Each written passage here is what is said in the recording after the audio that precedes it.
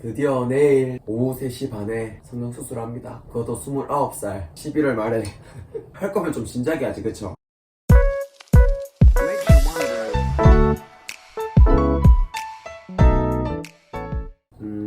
얼굴 때문에 자존감이 낮은 것도 있고 존잘까지는 아니더라도 그냥 평범하게 생긴 그런 삶을 한번 살아보고 싶어가지고 성형을 해보려고 합니다. 근데 왜 지금 이렇게 헐벗고 설명을 하냐, 그냥 뭐 맨날 똑같은 잠옷 입고 똑같은 옷 입고 하니까 뭔가 그냥 심심해가지고, 그리고 어차피 잘 때 팬티바람으로 입고 잘 건데 영상 찍으려고 입는 게 좀 귀찮아가지고요.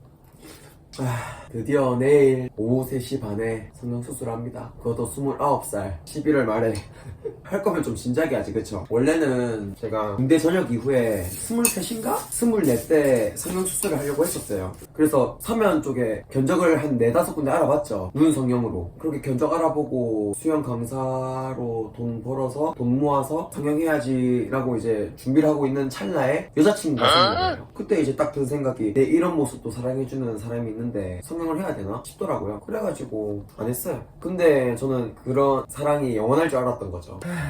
세상에 영원한 건 없는데 말이죠. 여튼 그러고 헤어지고 또 이제 성형해야지 하려고 하는데 한 달도 안 돼가지고 또 여자친구가 생겼어요. 뭐지? 그러게 이제 계속 무한 반복된 거예요. 29살 될 때까지. 그렇다고 뭐 여자를 많이 만난 건 아니에요. 제가 되게 길게 사귀거든요. 그러다가 이번에 2월 16일 날인가 그때 헤어지고 지금 얼마나 지났어? 3월, 4월, 5월, 6월, 7월, 8월, 9월, 10월, 11월 9개월이나 지났어요. 진짜 이번에 혼자 크리스마스를 보낸다고 생각하니까 참담하기도 하고 암울하네요. 뭐 어쨌든 이번에 성형하고 나면 곧 30인데 어떻게 좀 이번 계기로 30살에는 새로운 삶을 한번 살아봐야죠. 근데 뭔가 욕심이 생길 것 같아요. 제가 눈만 문제가 아니에요. 그냥 콧대부터 하관까지 진짜 할 거면은 싹 다 갈아엎는 게 맞는데 다른 곳은 되게 무서워요. 이번에 성형하고 30살 때 지금처럼 열심히 운동해가지고 바디 프로필 한번 찍어보고 그래도 자존감이 안 높아진다, 그러면 그때는 그냥 코랑 입이랑 싹 다 갈아엎는 거예요. 제 자존감의 기준은 여자친구입니다. 예쁜 여자친구. 그러려면 제가 뭐라도 돼야 되는데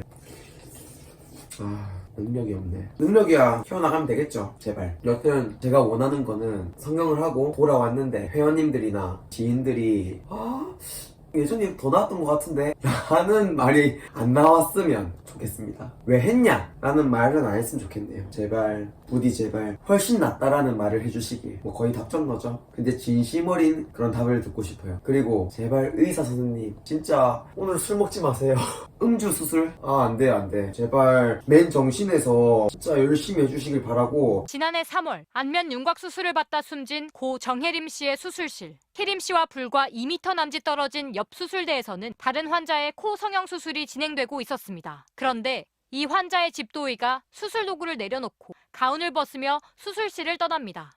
그러자 수술을 보조하던 간호사가 환자의 얼굴을 잡더니 기구를 집어듭니다. 이어 거즈로 피를 닦아내고 수술 부위를 꿰매는 듯한 모습이 나옵니다. 뒤쪽에서 이렇게 봉합을 한 걸로 보입니다. 불법이죠. 부분적 대리 수술로 봐야 되겠죠. 수술 부위를 꿰매는 봉합 작업은 엄연히 수술의 일부라 의사가 해야 합니다. 하지만 간호사의 수술은 집도의가 돌아올 때까지 10분 이상 계속됐습니다. 사실상의 대리 수술입니다. 대리 수술 절대 안 됩니다.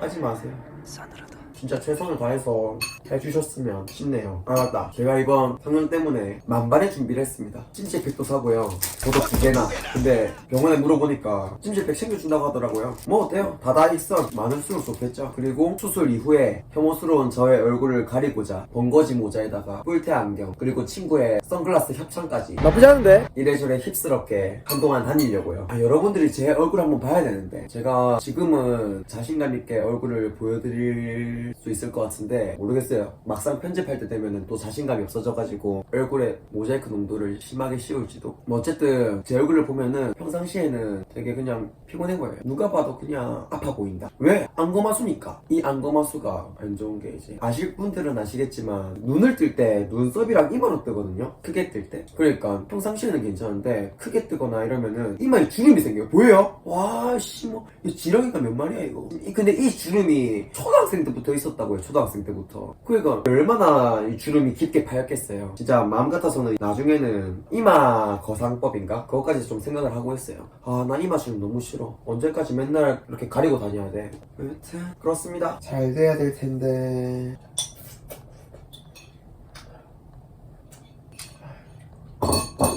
자, 그리고 등도 한번 찍어봅시다. 제가 그래도 요즘에 운동 열심히 하거든요. 등 좀 괜찮습니까? 힘주는 방법도 모르겠어요. 그냥 남기고 싶었습니다. 내일 봅시다. 바이바이.